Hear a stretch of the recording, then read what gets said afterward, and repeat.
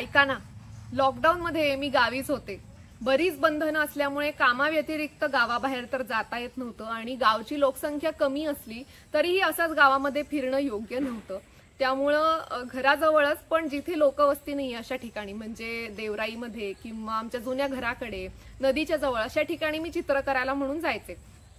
सुरुवातीचे काही महिने गेले आणि नंतर असं झालं की आता काय करायचं, कारण त्या काळामध्ये ना स्वतःला सतत काही ना काही कामामध्ये व्यस्त ठेवणं खूप गरजेचं होतं. मग असं ठरवलं की नागपंचमी आहे तर नागपंचमीसाठी घरी नागाच्या मूर्ती बनवूयात. लहानपणापासून मातीत खेळायची आवड होती आणि सतत काही ना काहीतरी छोट्या छोट्या वस्तू मी बनवत असायचेच. तर बाबांनी तालुक्यातनं शाडूची माती आणली आणि आमच्यासाठी आणि माझी आत्या राहते शेजारीच, तर दोन्ही घरांसाठी म्हणून नागपंचमीसाठी नागाच्या मूर्ती मी बनवायला सुरुवात केली. मग माती भिजत घातली, माती मळत वगैरे मी पुढच्या खळामध्ये बसले होते आमच्या. आणि आमचं घर रस्त्यालगत आहे त्यामुळे जाता येता लोकांना दिसतं की खळामध्ये काय चालू आहे ते. तर वाडीतले एक जण गुरं घेऊन निघाले होते आणि मी काहीतरी करताना दिसले तर मला त्यांनी विचारलं की ओ बाय काय करतस, तर म्हणलं काय नाही नागपंचमीसाठी नागाच्या मूर्ती बनवते म्हणलं. मग ते आतमध्ये आले बघायला, मग बघितलं त्यांनी तर म्हणले की छान बनवले, आमच्यासाठी पण बनव एक. म्हणलं ठीक आहे. मग असंच आणखीन एकाने बघितलं, आणखीन एकाने सांगितलं, असं करत करत वाडीतल्या बऱ्याच जणांनी त्या वर्षी नागाच्या मूर्ती माझ्याकडनं बनवून घेतल्या. आणि त्या वर्षीपासून आतापर्यंत म्हणजे याही वर्षी मला वाडीतल्या काही जणांनी नागपंचमीच्या पूजेसाठी नागाच्या मूर्ती बनवायला सांगितलेल्या आहेत. तर आज आहे 28 तारीख, 28 जुलै आणि आज मी शाडूची माती भिजत घालते. शाडूच्या मातीपासून मी यासाठी बनवते ना, कारण खरं तर पूर्वीपासून अशी परंपरा आहे गावाकडे की जिथे वारुळ आहे तर त्या भुंबुडाची माती आणायची आणि त्याच्यापासून नाग बनवून त्याची पूजा करून मग पुन्हा तेच ती माती पुन्हा त्या वारुळाच्या इथे विसर्जित करायची अशी. पण असंही झालं, मला वाटलं की आपण आपल्या कामासाठी म्हणून आपल्याला पूजा करायची आहे म्हणून त्यांचं भले तिथे तो जीव राहत असो नसो पण ते घर मोडून आपण ती माती का आणायची. आपण जर गणेशोत्सवाला गणेशाच्या मूर्ती शाडूच्या आणतो तर नागपंचमीला का नाही, असं म्हणून मी शाडूच्या मातीपासून बनवणार आहे. तर आता मी माती भिजत घालणार आहे. तुम्हाला आता दाखवते की काय काय करायचं असतं ते. चला. आता खूप नाही घेते मी माती भिजवणार आहे ती, कारण ही माती भिजत ठेवणार मी 2 दिवस आणि त्यानंतर परत यातली सुकी माती घालून मग व्यवस्थित घट्ट मळून घेणार.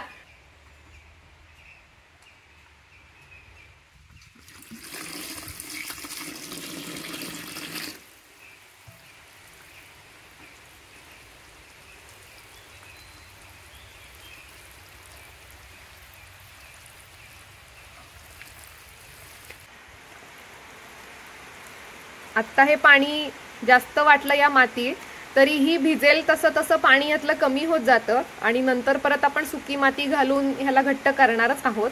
त्यामुळे आता भिजत घालताना ही एवढी नरमच माती मी ठेवणार आहे.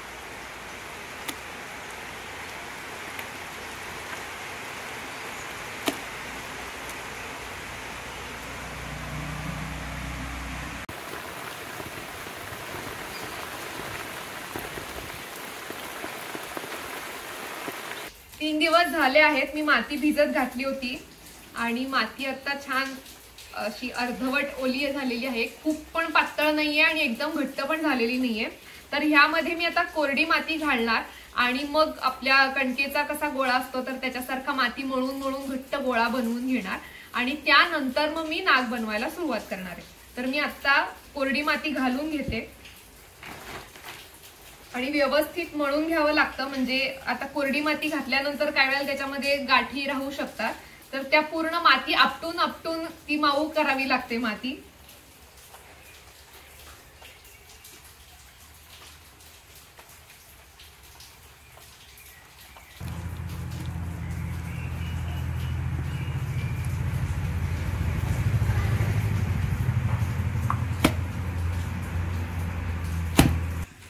खूप ताकद लावून करावं लागतं हे.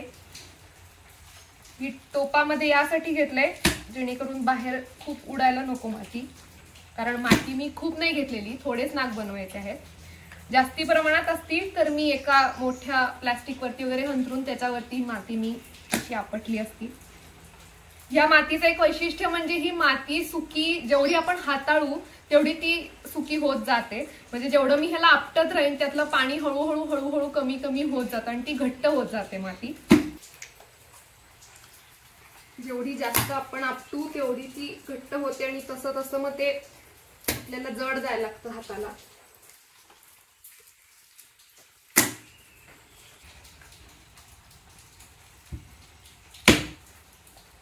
माझी बोट पण वेगळी व्हायला वेळ लागतो एवढी अशी चिकट आहे माती एकदम.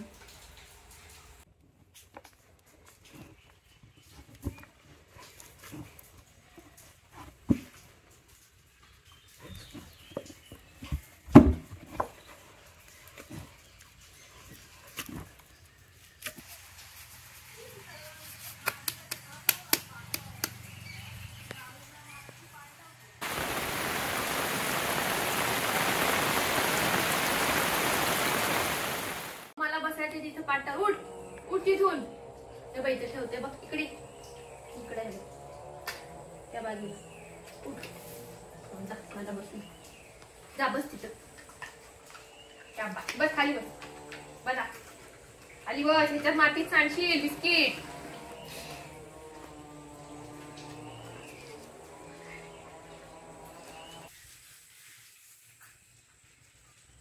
आज 1 तारीख आहे आणि आजपासून मी नागाची मूर्ती बनवायला सुरुवात करते.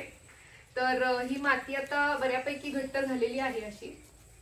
ह्याचे 2 भाग करते म्हणजे मळायला सोपी जाईल आणि निम्मे निम्मे भाग करून व्यवस्थित आधी परत एकदा मळून घेणार आणि त्यानंतर त्याचे छोटे छोटे गोळे बनवून त्याच्यापासून नाग बनवायला सुरुवात करणार.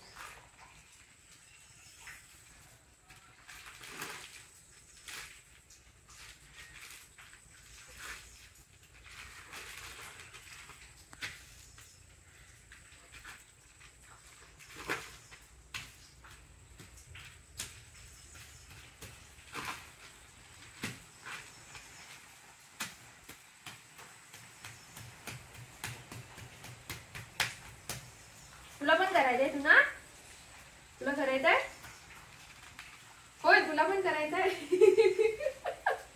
देते तुला करायला देते. थांब थांब खायचं नाहीये ते. ही माती आता व्यवस्थित तयार आहे आपल्याला मूर्ती बनवण्यासाठी. ते म्हणजे आता मी यातला गोळा घेतला आणि मी हातावरती गोल करून बघितला तर हाताला फार माती चिकटत नाहीये. म्हणजे असं आपण चिमटीने असं हे करून बघितलं तरी हाताला चिकटली नाही पाहिजे माती. म्हणजे ती अगदी योग्य आहे. कारण थोडी ओलसर माती पाहिजे.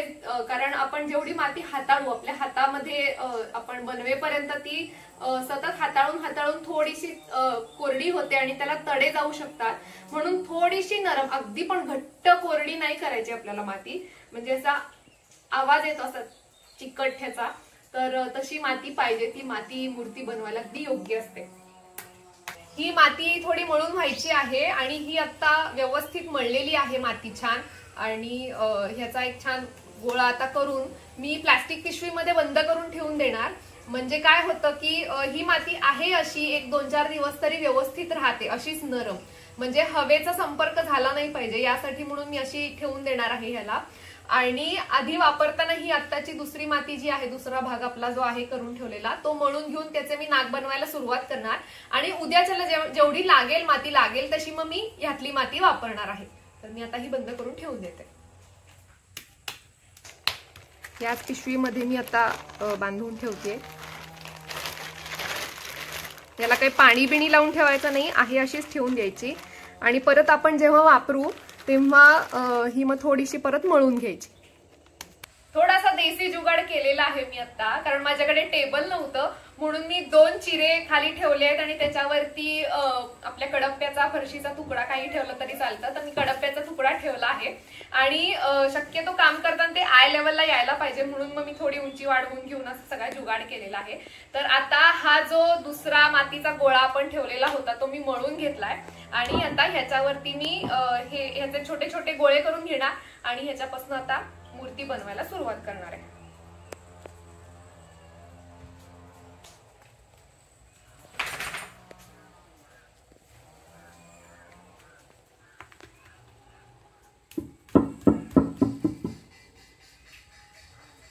हे बघा, माती चिकटत नाही अजिबात. आपल्याला 3 गोष्टी बनवायच्या आहेत. एक म्हणजे बेस बनवायचा आहे. बेसमध्ये खालचा एक भाग असेल, उभा एक भाग, आणि एक म्हणजे नागाची जी मूर्ती असेल, जो बनवलेला नाग असेल तो त्याच्यावरती ठेवायचा. असे 3 गोळे आपल्याला लागणार आहेत याच्यासाठी. तर खूप पातळ नाही करायचा.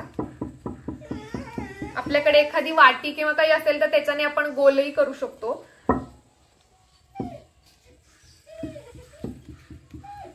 फक्त काय झालं टुना?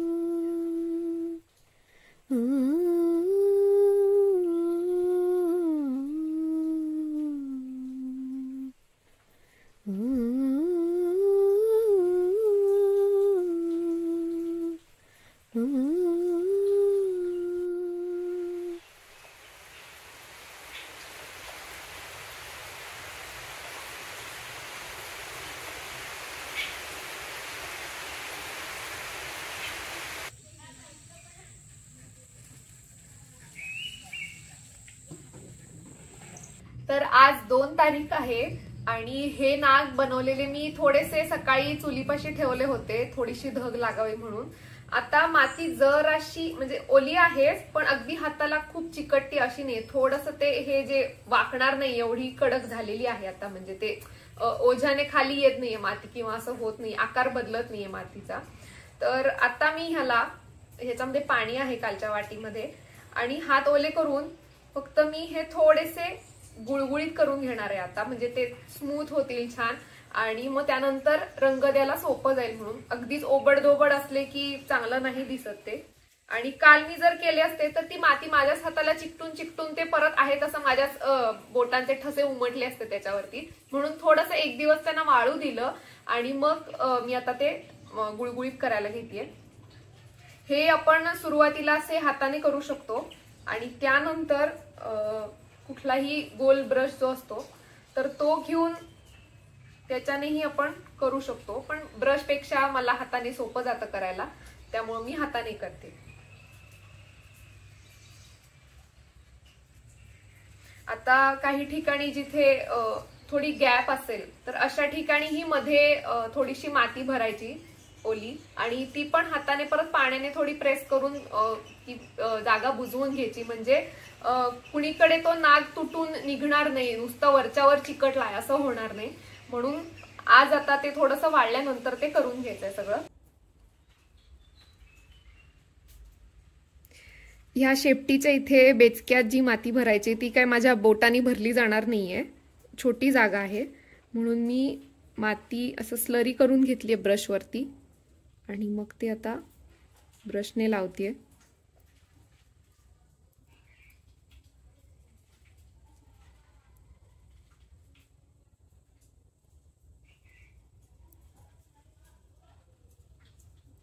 हे अर्धवट ओलं असतानाच बुजवून घ्यायचं. म्हणजे वरून रंग जेव्हा आपण लावू तर तेव्हा तिथे मध्ये रिकामं राहत नाही.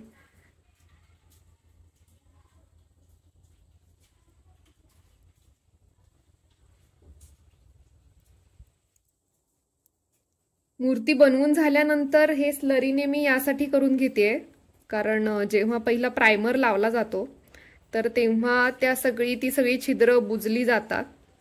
पण जर जास्त छिद्र असतील तर काही वेळेला रंग त्यामध्ये ओढला जाऊ शकतो, ॲब्सॉर्ब होतो आणि मग नीट रंग बसत नाही. म्हणून मी आता एकदा झाल्यानंतर हे असं स्लरीसारखं ब्रशवरती घेऊन हे व्यवस्थित त्या छोट्या छोट्या जागा बुजवून घेते आहे.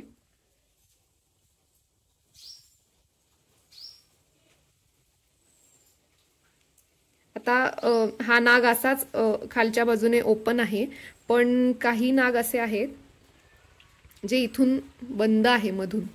म्हणजे काही जणांना त्याच्यामध्ये लाह्या किंवा काही दूध वगैरे ओतायचं असेल तर त्यासाठी म्हणून मी काही असे बंदही केलेले आहेत.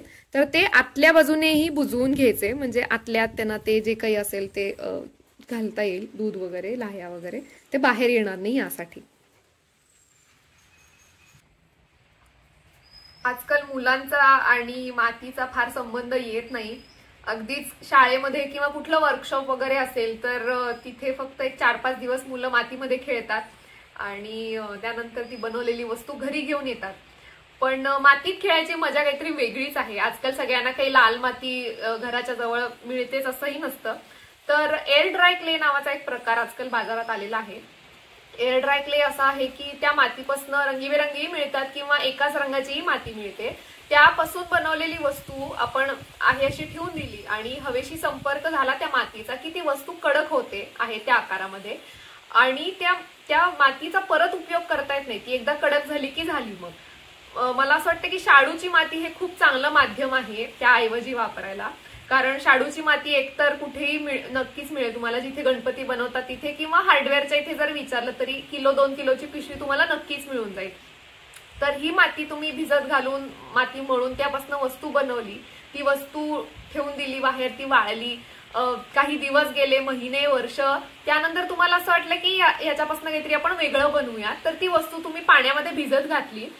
जर तुम्ही रंगवलं असेल तर ते रंग तुम्ही वेगळे काढून टाकू शकता आणि त्याच्यापासून पुन्हा ती माती, ते पाणी निघून गेलं, ओतून द्यायचं किंवा ते हळूहळू उडून जातं पाणी आणि मग ते माती आळते. त्यानंतर पुन्हा त्या मातीपासून तुम्ही वेगळं काहीतरी बनवू शकता. जर तुम्ही वॉटर कलर वापरले असतील रंगवायला ती वस्तू तर ते पाण्यामध्ये मिसळतात रंग, जेव्हा ती वस्तू पाण्यामध्ये आपण घालतो तेव्हा. तर पाणी थोडं जास्ती घालायचं अशा वेळेला आणि मग ते रंग वरती पाण्यामध्ये जमा झाले, माती नरम झाल्यानंतर की ते पाणी ओतून द्यायचं आणि मग खालची माती आळली की ती वापरायची. आणि जर ॲक्रेलिक कलर वापरले असतील तर ते रंग ना त्याची अशी सालं निघतात त्या रंगाची. तर समजा आता हे समजा आहे असं मी पाण्यामध्ये भिजत घातलं तर ती माती नरम होत जाते आणि हे वरचं असं पूर्ण साल सगळ्या रंगाचं असं निघून येतं. तर ते काढून टाकून द्यायचं आणि पुन्हा ती माती तुम्ही कुठल्याही वस्तू बनवायला वापरू शकता. तर मुलांना ही शाडूची माती खेळायला म्हणून नक्की आणून द्या, त्यांना मजा येईल याच्यामध्ये. या नागांना आता जिभा बनवायच्या आहे, तर त्यासाठी मी दोरा घेतलाय आणि कात्रीने जे छोटे छोटे तुकडे करून घेते, एकदम छोटे करायचे. आणि आता ओले आहेत नाग तोपर्यंत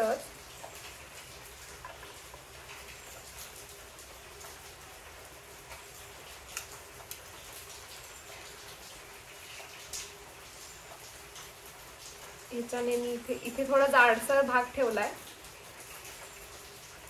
त्याला आधी असं करून घेतलं आणि या दोऱ्याला मध्ये सेंटरला दुमडलंय आणि आता ते घालणार आणि ह्याच्याने आतमध्ये प्रेस करणार तो दोरा.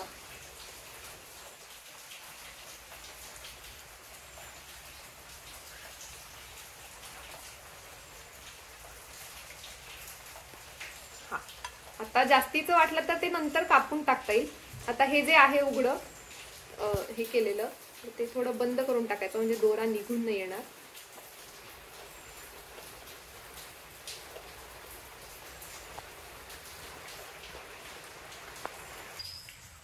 आनंदी, आठवतंय का लहान असताना अंगणातल्या मातीतनं काय काय करत होतीस तू? ते लहानपणी शाळेला सुट्टी वगैरे असली की मी मातीतच जास्त वेळ काम करत असते, ते काहीतरी खेळत.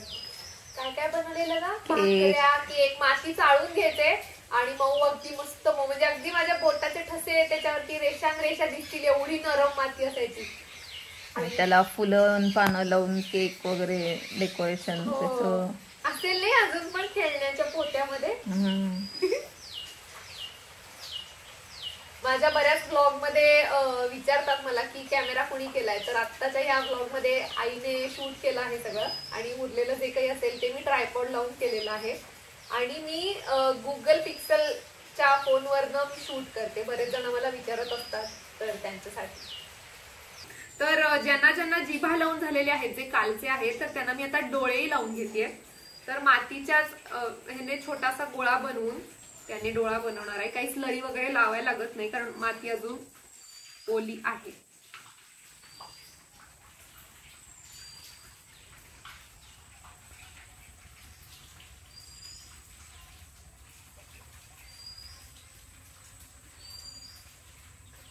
ह्याला परत ब्रशने थोडस साईडने फिनिश करून घेणार आता, थोडस सुकल्यावर.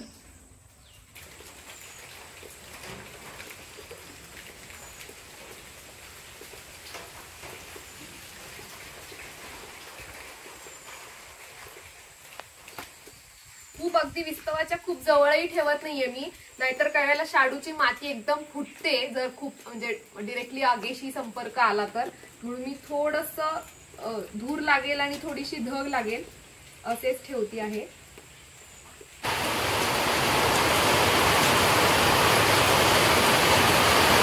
थोडा मोठा गोळा घ्यायला लागेल मला आता, कारण 5 फण्यांचा बनवायचा आहे. तर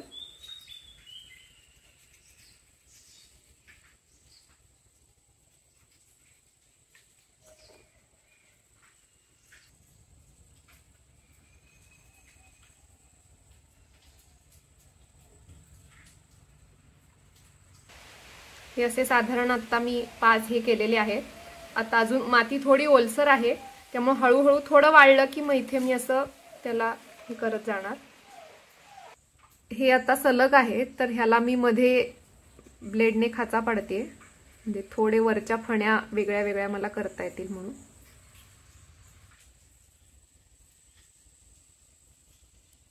हे असे काहीसे वेगळे वेगळे दिसतील आपल्याला दिसताना.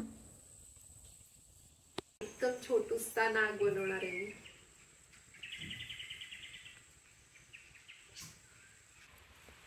अगदी छोटासा गोळा घेतलाय मी.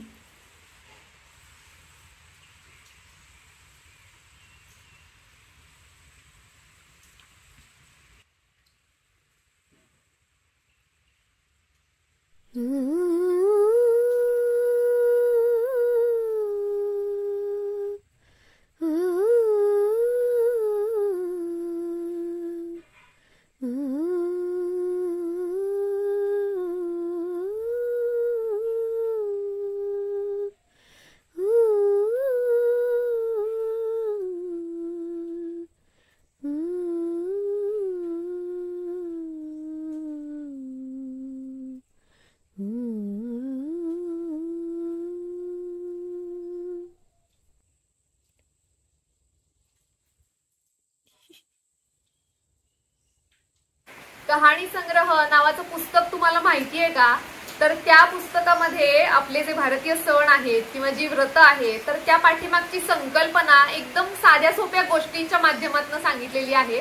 आणि त्या सणाला त्या पुस्तकातली ती गोष्ट वाचायची अशी एक पद्धत आहे. तर मी लहान असताना मला नानी आजी त्यातल्या गोष्टी त्या सणाला वाचून दाखवायची. आणि त्या गोष्टींची सुरुवात पण अशी असायची की एक आटपाट नगर होतं, तिथे एक राजा होता, अशी सोपी गोष्ट असायची त्यातली. आणि शेवट त्या सगळ्या गोष्टींमध्ये शेवटची ओळ ही असायची, ती म्हणजे 60 उत्तराची कहाणी 5 उत्तरी सुफळ संपूर्ण. ही ओळ सगळ्या गोष्टींना असायची. तर त्यामध्ये नागपंचमीची जी गोष्ट आहे ती मला आता आठवली. त्यामध्ये लांडोबा आणि पुंडोबा नावाचे 2 भाऊ असतात नाग.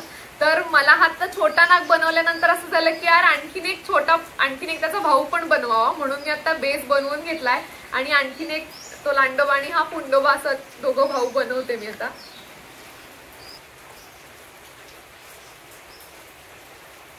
हा लांडोबा आणि हा पुंडोबा. नारळाच्या झाडावरती छोटी घोरपड आहे, छोटी आहे तशी, पण अशी का बसली काय माहिती, पावसामुळे असेल कदाचित.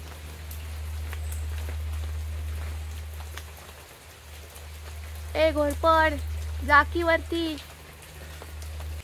आज 4 तारीख आहे आणि पहिल्यांदा जे बनवलेले नाग होते तर ते आता चांगले वाळलेले आहेत. तर त्यांना मी आज प्रायमर मारणार आहे सगळ्यांना, म्हणजे पहिल्यांदा पांढरा रंग सगळ्यांना मारून घेणार आहे. तर मी आता वापरताना ॲक्रेलिकचाच रंग वापरते. मी ह्याच्यामध्येच पाणी घेतलं आणि त्यामध्ये रंग काढून घेतलाय, म्हणजे लावायलाही सोपं जाईल.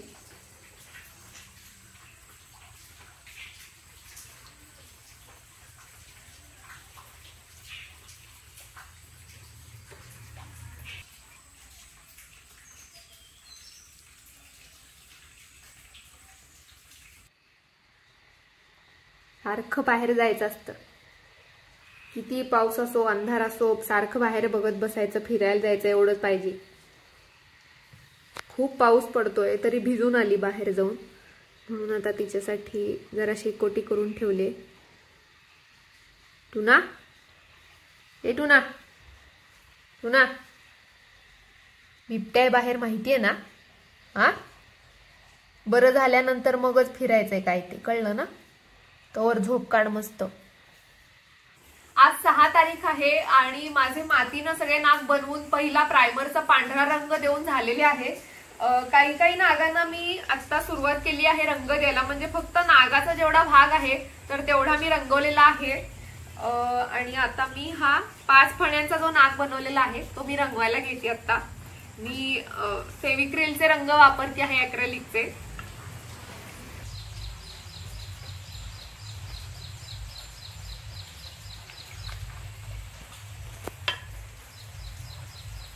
बॉटल मधले तयार रंग आहे तसे मी नाही वापरते. पिवळ्याच्या जवळपासच्या सगळ्या छटांमधले नाग मी बनवते आहे, म्हणजे घेताना लोकांनाही थोडं व्हेरिएशन असलं की छान वाटतं, त्यांना त्यांच्या त्यांच्या आवडीच्या रंगाचा घेता येतो.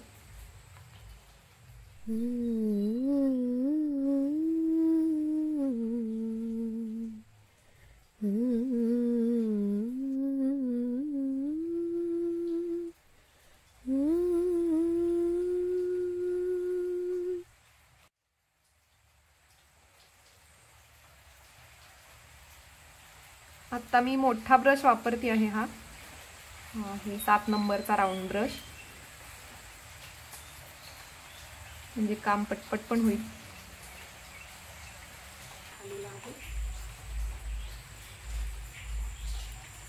हे 2 छोटे कोणी छोटी मुलं आली घ्यायला तर त्यांना म्हणून खेळायला म्हणून असं देणार मी, आणि नाही चालेल तर मी पूजा करणार त्यांची.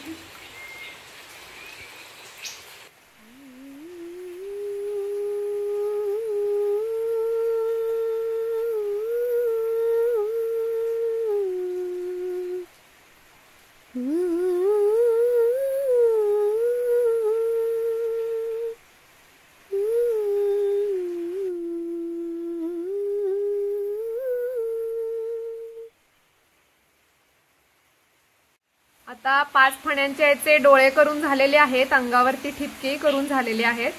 आता ह्यांच्या मी जिभा रंगवतीये.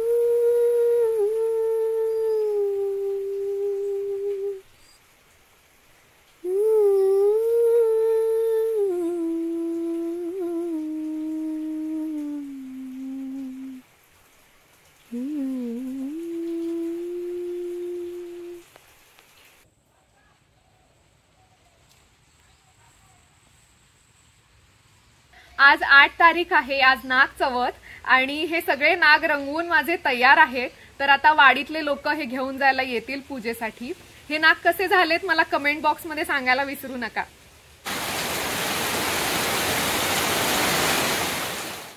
आज आज 9 तारीख आहे आणि आज नागपंचमी. तर मी असा छोटासा स्टॉल लावून बसली आहे खळामध्ये आणि आता वाडीतले लोक नाग घेऊन जायला येतील. हा पाहिजे, हा हवाय, अजून कुठला हवाय, अजून एक हवाय ना, आणि कुठचा हवाय, हा घेते पिवळा पाहिजे, पिवळा. हा कसं पकडशील, हळू असं घ्या, असं घ्या, खाली पकड, हात असं असं आता दे.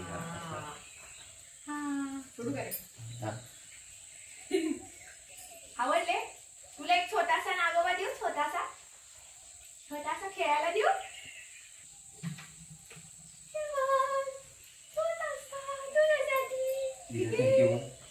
थँक्यू. हळूहळू नाही काय. टाटा कर, बाय बाय कर, bye bye bye bye bye bye bye bye. कुठला हवाय बघ तुला, कुठला कुठला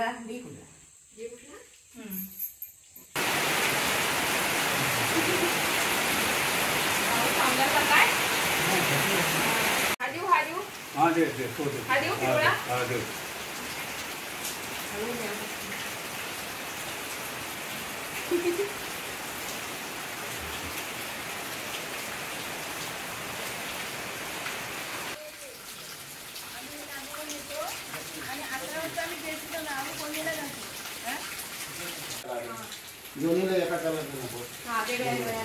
एक माझ्याकडे द्या.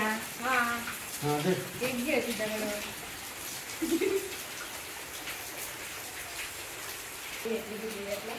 पान देऊ, विषय कसं देऊ काय पान.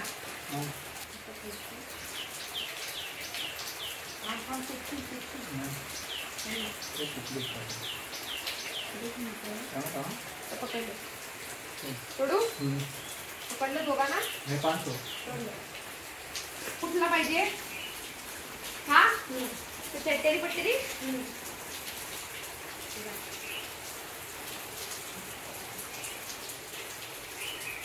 हळू नये हा.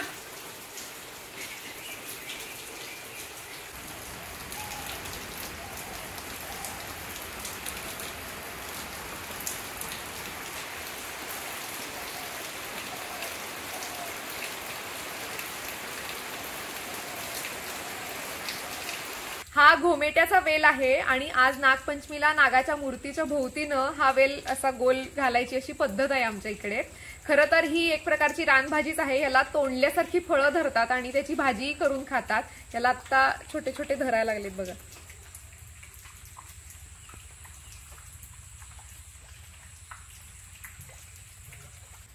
पूजेसाठी लागणारी पत्री काढून ठेवली होती आणि फुलंही आता काढलेली आहेत मी.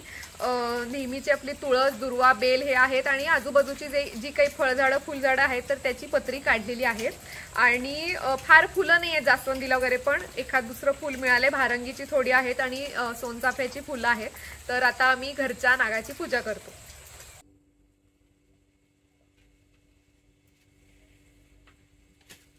जसा घुमेट्याचा वेल घालतात तशा मुळासकट दुर्वा पण घालायची पद्धत आहे आमच्या इथे.